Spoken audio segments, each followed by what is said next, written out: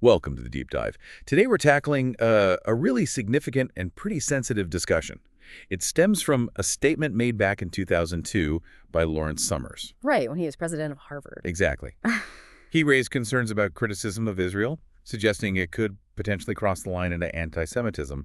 And our listener, the learner, wants to get a handle on this without, feeling lost in jargon. Yeah, it's a complex area. Our goal here is to carefully look at Summers' argument, what it implies, and just sort of extract the key insights. Try and bring some clarity. Okay. So Summers, back in September 2002, he was worried about what he saw as rising anti-Israeli views, particularly in progressive circles. That's right. He actually said some criticisms and actions were, and this is the key phrase, anti-Semitic in their effect, if not their intent, which, coming from the president of Harvard, well, that carried a lot of weight. Okay, so effect, if not intent. Let's get specific. What were the actual examples he pointed to? What things did he see as effectively anti-Semitic? Well, he cited a few things, like European boycotts aimed at Israel. Okay. And criticisms of Israel that came up in some anti-globalization rallies. And maybe most pointedly for him, there was this divestment petition. Faculty at MIT and Harvard were behind it. Divestment? What was that about specifically? It was focused on opposing the Israeli occupation of Palestinian territories and, the treatment of Palestinians. Right. And Summers sort of framed it with this question: why was Israel being singled out like this? Right. But didn't he also say that Israeli policy can and should be vigorously challenged? He did acknowledge that, yes. But that immediately makes you wonder, well, how do you do that? How do you have that vigorous challenge without someone potentially slapping on that anti-Israel label, which in his logic might lead to effectively anti-Semitic? Exactly. That's the problem. Did he give any clear guidelines, like this is okay criticism, but this crosses the line? Not really, no. And that lack of clear markers, well, it creates a really difficult space, doesn't it? It makes open, honest discussion pretty tough. Yeah, it feels like the core tension right there. Big constraint on just talking about it.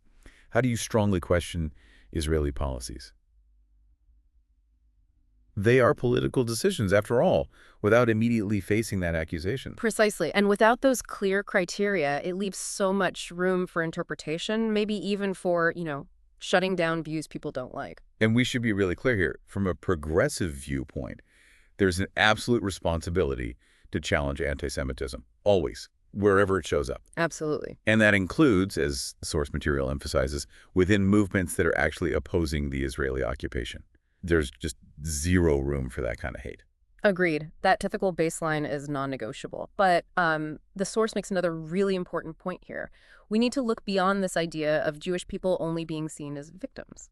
Explain that a bit more. Well, while anti-Semitism is tragically real, past and present, that can't be the only way we understand what's going on. The experience of being a victim, sadly, it shifts between different groups in the Israeli-Palestinian conflict. So the argument is, our public conversation needs to be a place where we challenge all violence, in the name of justice for everyone involved. Okay, which brings us to something maybe uncomfortable, but really crucial, this potential chilling effect. The idea that just labeling criticism of Israel as anti-Semitic can shut down the conversation. Yes. The source argues this framing can severely stifle open debate. And it notes that for progressive Jews especially, carrying the historical weight of the Shoah, there's this deep, deep aversion ethically, politically, to being associated with anti-Semitism in any way. So it creates a kind of internal conflict for them. A very significant one. It becomes this difficult negotiation. Do I stay silent about something I see as unjust because I'm afraid of being called anti-Semitic? Or do I speak out knowing that risk, knowing how it might be twisted? That's a tough position. It really is. It goes right to their core values, their sense of historical responsibility. So let's really try to unpack this specific phrase, effective anti-Semitism. What does that actually mean, according to the analysis we're looking at? Okay, so Summers' idea, as the source breaks it down, is that certain criticisms of Israel, they just are received and interpreted as anti-Semitic. It doesn't matter what the speaker intended. So it's all about the listener's perception. Kind of. It's like he's imagining this listener who hears any critique, whether it's about settlements or university closures, home demolitions, civilian deaths, whatever, and automatically filters it through an anti-Semitic lens. As if the critique itself is just a cover. Pretty much. Like the explicit policy critique is just hiding this underlying hatred of Jews, or it's seen as a veiled call for discrimination. But, I mean, is that always true? Does the source challenge that? Oh, absolutely. It asks, is it really accurate that the only way criticism of Israel can land is through this acoustic frame, as the source puts it, of anti-Semitism? You listeners always make that jump. Criticizing the government equals hating the people. Right. The source questions that inevitability. It challenges whether listeners always interpret criticism of Israeli actions as hatred towards Jewish people. Maybe Summers' idea oversimplifies how people actually listen and understand. What about the argument, though, that even if the critic isn't anti-Semitic, their words could be picked up and misused by people who genuinely are? That seems like a valid concern. It is a valid concern, and the source acknowledges that risk. Any criticism of almost anything can potentially be co-opted by people with bad intentions. Sure. But the argument is strongly against silencing criticism just because of that possibility. Instead, it emphasizes needing to work on the conditions of reception, meaning shaping the public understanding so people can tell the difference, so they can distinguish legitimate critique of a state from actual anti-Jewish hate. That's interesting. The source also looks at Summers' own role in this, by him saying, basically, I will hear this criticism as effectively anti-Semitic. Isn't he kind of setting the tone? That's a really sharp point the source makes. Yes. As Harvard's president, his words weren't just personal opinion. He was modeling a way to interpret criticism of Israel. And by doing that, He's implicitly discouraging that kind of talk in public. He's signaling, if you say this, you risk being accused of this very serious thing. Okay, so this brings us back to needing clear distinctions. The source talks about the difference between, say, anti-Semitic speech that genuinely creates a hostile environment for Jewish students, which, yes, universities need to deal with, and political speech that's criticizing a state's policies. And that distinction is absolutely fundamental. The source argues that saying any criticism of Israel is automatically an attack on Jewish identity, well, that just shuts down needed political debate. It equates the state with the entire people. Problematically so, yes. And the source points out a kind of logical loop in Summers' argument, too. He starts by separating intentional and effective anti-Semitism. Right. But then his definition of effective, based on how it's received, seems to collapse that difference. Exactly. If the mere possibility that something could be taken as anti-Semitic is enough to judge the speech itself that way, then what the speaker actually meant becomes almost irrelevant. The attributed effect basically becomes the judgment. But we make that more concrete. The source uses a hypothetical, right? Yes, it asks us to imagine Summers himself objecting to, say, the destruction of homes or killing of civilians in Jenin, things that drew international condemnation. Okay. Under his own logic, wouldn't he feel forced to stay quiet? Wouldn't he worry his own criticism would be labeled effectively anti-Semitic? Wow. That really highlights the potential silencing effect. It's the chilling consequence, yeah. If even voicing disapproval of specific, widely criticized government actions carries that risk, then those actions might just go unchallenged in public conversation. Fear of the label becomes a tool for self-censorship. And the source takes it a step further, arguing this strategic use of the anti-Semitic charge might actually backfire. It could weaken the fight against real anti-Semitism. That's a really critical point. If the accusation is thrown around too broadly, just to shut down political disagreement, it risks losing its power. People might stop taking it seriously. They might. They might start dismissing all claims of anti-Semitism as just, politically motivated, trumped up. And that's dangerous because it can lead to ignoring genuine anti-Jewish hatred, violence against synagogues, support for actual anti-Semitic groups. The source also points out that Summers doesn't really spell out why exactly things like divestment campaigns or protests are inherently anti-Semitic in his view. Right. It seems less like a description of the act itself and more like a label applied afterwards by people who are worried about the impact of criticizing Israel. Anti-Semitism almost becomes defined by whoever feels harmed by the criticism. Which leads to a really fundamental assumption the source tackles head on. Yeah. This idea that Israel always just means Jews. Yes. And challenging that equation is crucial. The source argues strongly against this premise, that whenever someone criticizes Israel, they're really taking a hidden shot at Jews. Thinking like that just closes off any possibility of genuine critique of state policy. So for any productive talk, we have to separate anti-Semitism, hatred of Jews, from criticism of the Israeli state. Absolutely must. That state is a political entity. It has policies, it takes actions, and those can be critiqued like any other states. And Importantly, recognizing this difference helps us understand that Jewish people around the world don't all think the same way about Israel. There isn't one single Jewish viewpoint. Not at all. There's huge diversity. And acknowledging that opens space for things like a Jewish peace movement, people who might criticize Israeli policies because of their Jewish values, because they envision a different, more just future.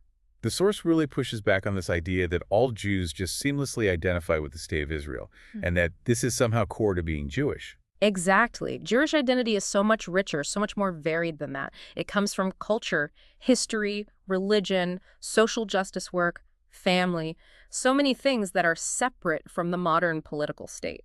So assuming criticism of the state is an attack on someone's core identity. It just doesn't match the reality for many, many Jewish people. And the source even talks about Jews who criticize Israel precisely because they feel invested in it, because their Jewish values demand it. Yes, exactly. People who might call for quite radical changes to Israel's structures, not out of hate, but because they believe it's necessary for a better future, maybe even for the long-term well-being of Jewish people. They see it as deeply connected to their values. Is there an example of that? The source mentions the open letter from American Jews, which criticized the occupation and was signed by thousands of identifiable Jews. It's a clear example of people speaking out critically from within a Jewish framework. And the argument follows that keeping some critical distance from the state is actually necessary. Necessary, yes, to be able to effectively challenge things like the occupation or differential citizenship rights or abuses of human rights. You need that critical perspective to hold the state accountable. Okay. The source also quickly deals with the argument that Jewish critics are just suffering from internalized anti-Semitism. Yeah, it dismisses that as pretty simplistic. It's often just a way to pathologize dissent instead of actually engaging with the substance of the criticism. And things like divestment campaigns, the source clarifies their usual goal, right? Right. Generally, the aim isn't to destroy Israel, but to put pressure on it, economic pressure to follow democratic principles, end the occupation, uphold human rights. It's framed as using democratic tools for political change. And the criticisms themselves vary a lot. Oh, definitely. From pushing for specific human rights implementations to advocating for different political solutions altogether, like a one-state model with equal rights. It's also really important, the source says, to remember there is a peace movement inside Israel. Absolutely. Identifying Jewishness solely with the current state policies ignores this whole dynamic reality within Israel itself. There are individuals, organizations. Like who? Well, groups like Brit Sadek, Jewish Voices for Peace, are known internationally, but also groups within Israel, sometimes further left, like Nish Shalom, Beit Shalom, Gush Shalom, Yesh Gavol, Tayyus. Tayyush. What do they do? The source mentions Catherine Rottenberg's description of their work, Jews and Arabs working together on the ground, directly challenging discriminatory policies, like trying to prevent demolitions or protect access to resources. It's a powerful example of grassroots collaboration. And these movements, the source suggests, often represent different ideas of what Jewish community means. Yeah, often prioritizing things like coexistence, justice, shared humanity over a purely nationalist approach. It shows a different way of living out Jewish identity. Which again highlights why we need these distinctions between Jewish people, the broader idea of Jewishness, and Zionism as a specific political ideology. Exactly. And the source reminds us, Zionism itself wasn't always universally accepted within Judaism. There were debates, ethical questions raised from the start about its implementation, its consequences, especially for Palestinians. These seem like vital discussions for universities, right? Places for critical thinking. They should be. But the tendency, as seen in Summer's statement, to label critical thinking about Zionism as effective anti-Semitism, well, it stifles that essential debate and historical inquiry. The source even mentions figures like Hannah Arendt and Martin Buber, who had critical perspectives. The source makes a comparison here, doesn't it, between the anti-Semitic charge and other labels. It does. It compares it to labels like traitor or terrorist sympathizer, terms sometimes used to shut down dissent against government actions. They have a powerful silencing effect. Immense psychological weight. They aim to impose this deeply negative identity on critics. And the fear of being branded like that, well, it can be very effective at controlling what people feel safe saying publicly. So the bottom line for the source is that using the threat of the anti-Semitic label this way is really about controlling public discourse. Pretty much. It's about defining the boundaries of what's acceptable to say, especially about Israel, and effectively pushing critical views outside those boundaries, setting the limits of the public sphere. Okay, so let's quickly recap this deep dive. We've looked at how criticizing Israel gets tangled up with accusations of anti-Semitism, which is problematic. Right. And the chilling effect that has on free speech. We've touched on the huge diversity of Jewish views on Israel, challenging any monolithic idea. And the absolute necessity of distinguishing between the Israeli state as a political entity and Jewish identity or Jewish people globally. Okay, and here's a final thought, something for you, our listener, to mull over. Yeah. If this fear of being labeled makes people, even those with legitimate concerns, stay silent about the actions of powerful entities, well, who actually benefits from that silence? And what are the long-term costs, both for achieving justice and maybe even for the effectiveness of the fight against actual anti-Semitism?